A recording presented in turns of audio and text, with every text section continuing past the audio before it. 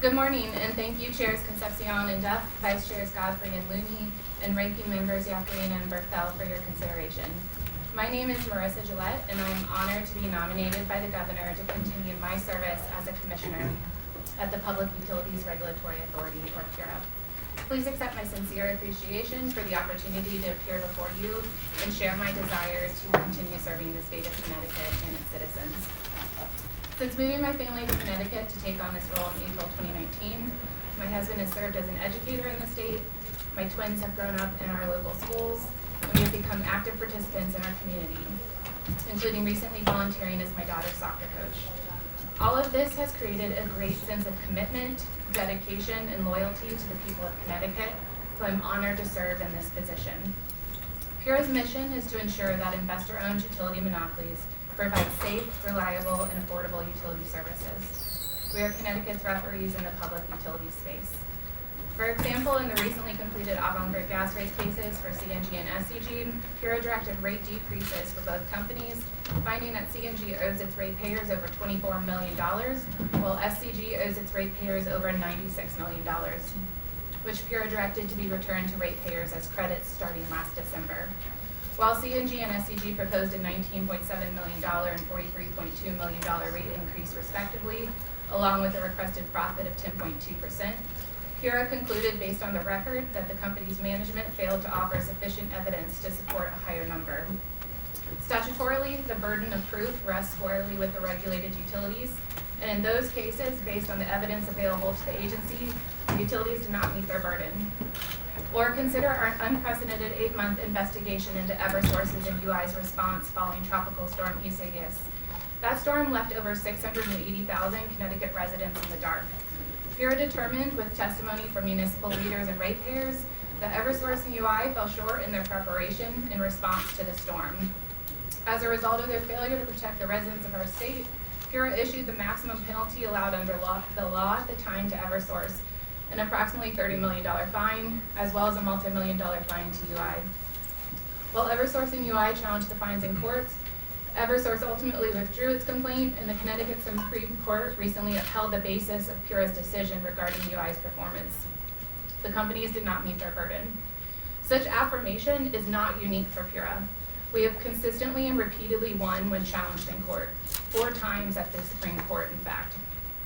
The court's decisions reaffirm our authority and the integrity of our regulatory process, despite repeated legal challenges by the utility companies.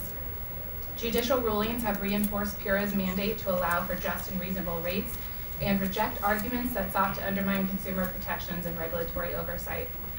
Whether in challenges to rate adjustments or service quality standards, the courts have recognized PURA's expertise and statutory authority and affirmed its decisions as lawful, rational, and in the public interest.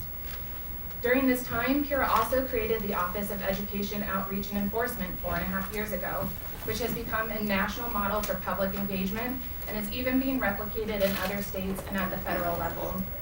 This is a division of staff focused on providing direct support to customers and non-traditional stakeholders to break down barriers associated with participating in PURA proceedings.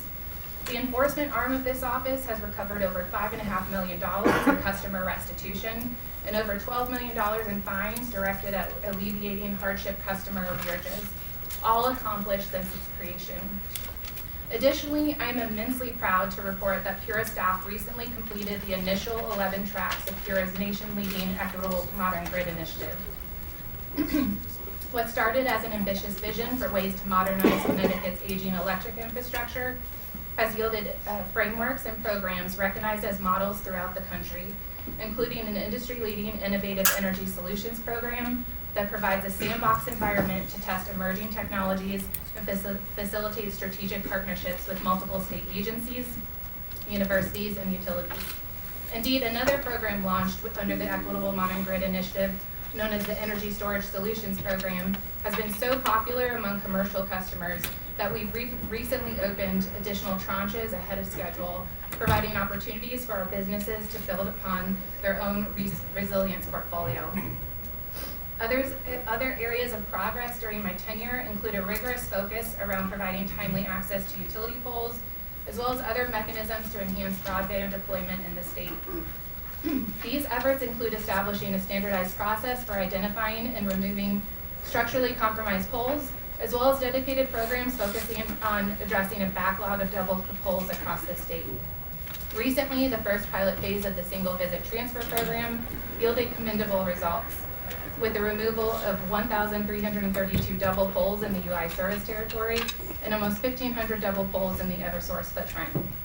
Moreover, we have remained focused on observing the utmost care for safety and grid reliability during these initiatives through robust enforcement efforts during the build-out of fiber, including through the issuance of a $5 million fine to Frontier, which the company subsequently conceded, paid, and remediated. None of this is possible without the incredible and hardworking team at PURA.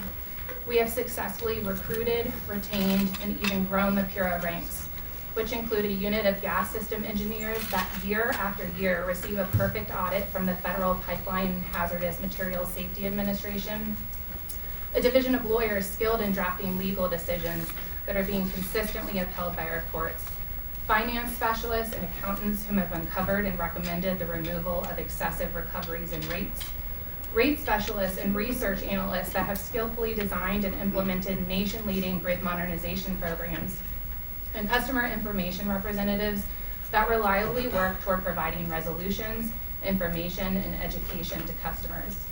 With the help of PURA's amazing staff, my fellow commissioners and I have championed an approach that provides rigorous but fair scrutiny to utility rate increase requests and other matters, voting unanimously over 99.68% of the time on all of our decisions. We have also empowered PURA staff to utilize their unique expertise to dig into the details of the requests made to our agency.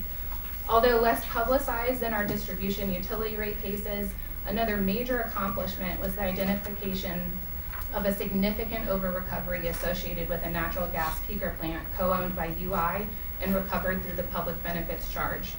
PURA staff's efforts led to the removal of over $4 million per year of excess profits for the balance of a 30-year long-term contract.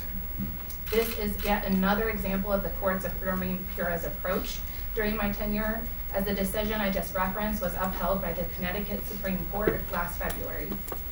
I hope my record and tenure show how proud I am to represent our state.